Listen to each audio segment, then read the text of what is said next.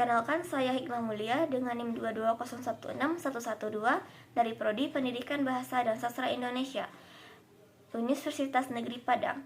Kali ini kita membahas tentang teori dasar keterampilan berbicara, yang akan membahas 5 pembahasan. Yang pertama, pengertian berbicara sebagai bentuk keterampilan berbahasa. Yang kedua, tujuan berbicara secara umum dan secara khusus.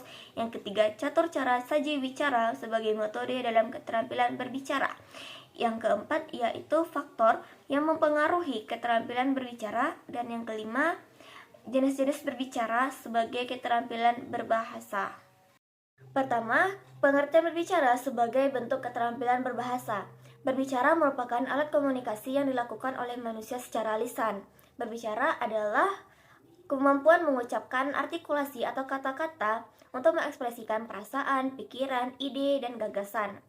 Berbicara ini memiliki banyak tujuan atau yang beragam tujuan, sehingga dalam berbicara kita harus ditempatkan sebagai sarana penyampaian sesuatu kepada orang lain.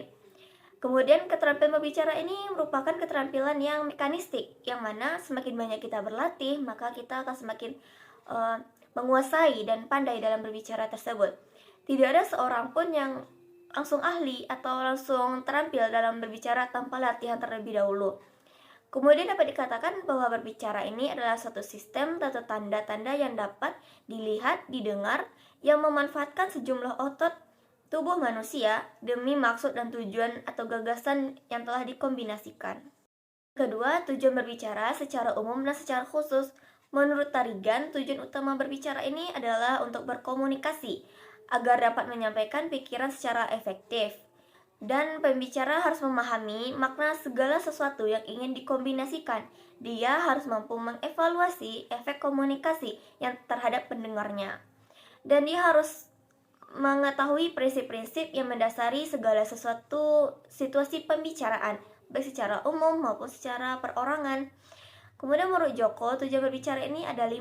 Yang pertama untuk menghibur, yang kedua menginformasikan, yang ketiga untuk menstimulasi, yang keempat untuk meyakinkan, dan yang kelima untuk menggerakkan.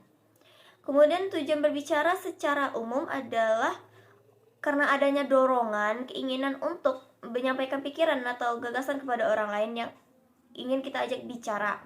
Sedangkan tujuan secara khususnya ialah mendorong orang untuk lebih bersemangat, mempengaruhi orang lain untuk mengikuti atau menerima gagasan kita, menyampaikan sesuatu informasi kepada lawan bicara, menyenangkan hati lawan bicara, dan memberikan kesempatan lawan bicara untuk berpikir dan menilai gagasan kita. Yang ketiga yaitu catur cara saji bicara sebagai metode keterampilan berbicara. Dalam catur cara saji bicara ini terdapat 4 metode. Yang pertama yaitu metode serta-merta atau impromptu delivery. Yang metode ini digunakan untuk yang serta-merta atau yang mendadak diminta untuk berbicara di depan umum. Metode ini memiliki kelebihan. Yang pertama, tidak memiliki waktu yang panjang atau banyak untuk mempersiapkan pembicaraan. Yang kedua, bagi yang sudah berpengalaman, metode ini cukup efektif. Lalu yang ketiga, tidak memerlukan waktu yang panjang juga untuk mencari bahan pembicaraannya. Namun di balik kelebihannya juga terdapat kekurangannya. Yang pertama, cenderung berbicara tidak efektif dan berbelit-belit. Kedua, pembicaraan yang kaku. Dan yang ketiga, penggunaan bahasa yang kurang atau yang cenderung tidak efektif begitu. Yang kedua yaitu metode menghafal atau delivery from memory. Metode ini digunakan dengan bantuan daya ingat yang kuat dan kekayaan materi yang dimiliki oleh pembicara. Kelebihan metode ini yaitu sistematis dan teratur, tidak berbelit-belit, dan tentunya lengkap.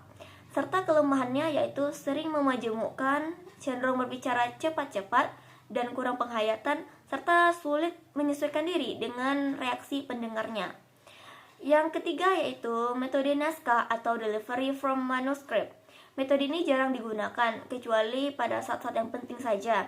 Kelebihannya yaitu naskah ini membantu si pembicara, kemudian mempunyai fungsi dokumentasi, serta lengkap.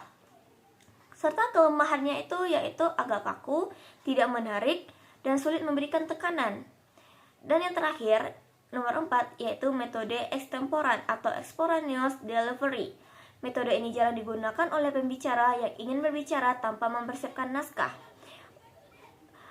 Uraian yang akan disampaikan dengan metode ini direncanakan atau dipersiapkan dengan cermat. Metode ini disiapkan dengan konsep naskah dengan tidak perlu menghafal kata demi kata.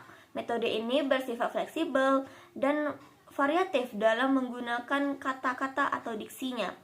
Jika catatan ditulis pada kartu biasanya disebut card system, sedangkan catatan dibuat pada lembaran kertas dengan nomor urut disebut number system.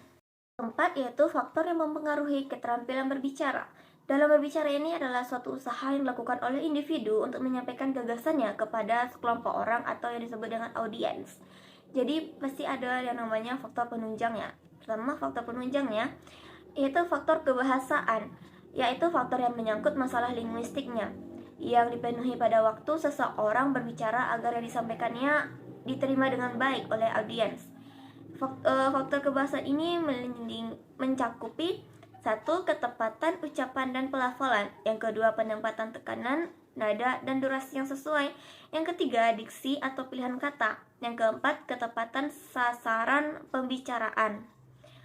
Lalu ada namanya faktor non-kebahasaan yang meliputi sikap yang wajar, tenang, dan tidak kikuk. Kedua, pandangan diarahkan kepada lawan bicara. Keempat, kesediaan menghargai pendapat orang lain. Keempat, kesediaan mengoreksi diri sendiri. Yang kelima, keberanian mengemukakan dan mempertahankan pendapat.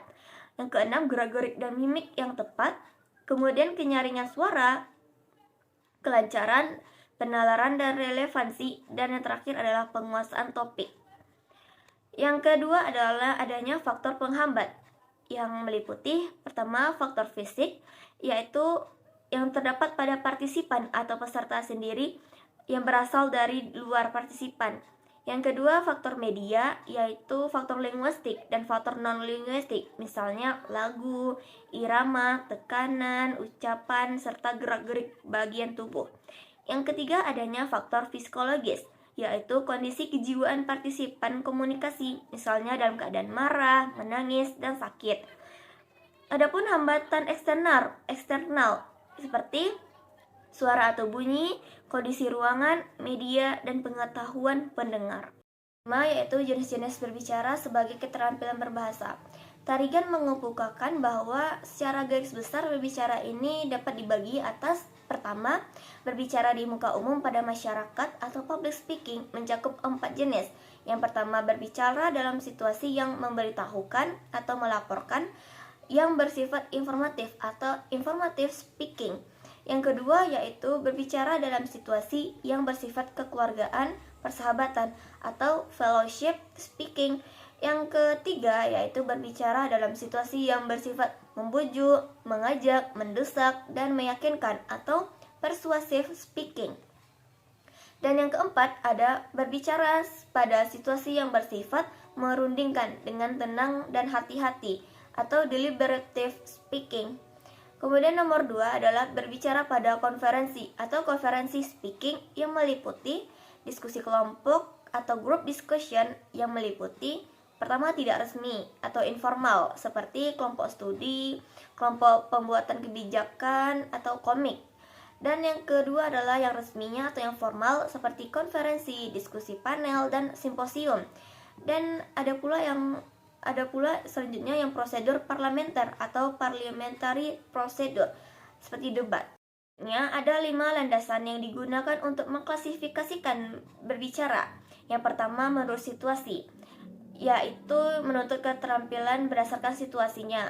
Yang pertama berbicara secara resmi atau formal, yaitu yang terikat oleh aturan atau yang berlangsung melalui tahap-tahap tertentu yang mencakupi ceramah, perencanaan atau penilaian, interview, prosedur parlementer, dan bercerita. Selanjutnya yang berbicara informal atau tidak resmi, yang situasinya non-formal, tidak terikat oleh aturan atau seperti yang digunakan pada berbicara formal. Contohnya yaitu tukar pengalaman, percakapan, menyampaikan berita, menyampaikan pengumuman, bertelepon, dan memberi petunjuk. Selanjutnya klasifikasi yang kedua menurut tujuannya. Tujuan berbicara adalah untuk menghibur, menginformasi, menstimulasi, meyakinkan, dan menggerakkan. Dengan tujuan tersebut, maka berbicara dikelompokkan menjadi 5. Yang pertama, berbicara menghibur. Biasanya bersifat santai, rileks, dan kocak. Namun tidak berarti bahwa pembicaraan ini tidak dapat membawakan pesan. Dalam berbicara ini selalu berusaha membuat pendengarnya senang, gembira, dan bersukaria. Contohnya lawakan dan guyonan dalam ludruk atau Sri Mulat. Kemudian ada berbicara menginformasikan, yaitu yang berusaha menjelaskan secara rinci, sistematis, dan tepat isi agar informasi benar-benar terjaga keakuratannya. Contohnya penjelasan materi, penerangan mengenai suatu kejadian, peraturan pemerintah, dan sebagainya. Kemudian yang ketiga yaitu berbicara menstimulasi. Berbicara menstimulasi berusaha serius, kadang-kadang terasa kaku karena pembicaraan berkedudukan lebih tinggi dari pendengarnya. Contohnya yaitu nasihat guru kepada muridnya. Kemudian adalah berbicara meyakinkan. Pembicara ini berusaha untuk mengubah sikap pendengarnya agar setuju dengan pembicaraannya. Pembicaraannya dilandaskan dengan argumentasi dan nalar yang logis, serta bertanggung jawab dari segala sisi. Contohnya adalah pidato tugas Departemen Sosial pada masyarakat daerah kritis tetapi segan bertransmigrasi. Kemudian ada berbicara menggerakkan, yaitu menuntut keseriusan baik dari segi pembicara maupun segi pendengarnya. Pembicara dalam membicarakan pergerakan ini harus berwibawa, tokoh masyarakat, idola, atau penuntun masyarakat. Contohnya yaitu Bang Tomo yang membakar semangat juang para pemuda pada peristiwa 10 November 1945 di Surabaya. Kemudian klasifikasi yang ketiga yaitu metode penyampaian yang dibagi menjadi 4. Pertama, penyampaian secara mendadak karena tuntutan situasi yang tidak sesuai dengan situasi yang kita rencanakan. Kemudian ada penyampaian berdasarkan catatan kecil, yang itu dipandu dengan catatan kecil yang merupakan berisi gambaran garis besarnya, yaitu dan pembicara mengembangkannya dengan bahasanya sendiri. Kemudian penyampaian berdasarkan hafalan, yang mana itu ya sudah dihafalkannya dan menurut memorinya. Kemudian ada penyampaian berdasarkan naskah yang menggunakan naskah resmi dan ini bersifat resmi. Kemudian klasifikasi selanjutnya yaitu menurut jumlah penyimak. Karena komunikasi lisan ini melibatkan dua pihak, yaitu pendengar dan pembicara. Dan menurut penyimak ini dibagi menjadi 3. Yang pertama, berbicara antar pribadi, seperti dari satu orang ke satu orang, pribadi ke pribadi, seperti senda gurau, kakak beradik, atau dialog antar dokter dan pasiennya. Kemudian berbicara kelompok kecil, yang itu pendengarnya terdiri dari 3-5 orang saja. Kemudian berbicara dalam kelompok besar, yang terjadi dalam jumlah yang banyak, penonton dan pendengarnya yang berjumlah banyak. Kemudian klasifikasi selanjutnya yaitu peristiwa khusus, seperti pidato presentasi, pidato penyambutan, perpisahan, perkenalan, dan nominasi. Dari pembahasan kita tadi dapat disimpulkan bahwa berbicara merupakan kegiatan lisan yang dilakukan oleh manusia, yang mana kemampuan untuk mengucapkan artikulasi atau kata-kata yang mengekspresikan perasaan, gagasan, dan ide. Serta keterampilan berbicara ini umumnya bisa dilakukan oleh semua orang, namun berbicara yang terampil yang mampu menghipnotis para pendengarnya hanya mampu dilakukan oleh beberapa orang saja atau sebagian orang.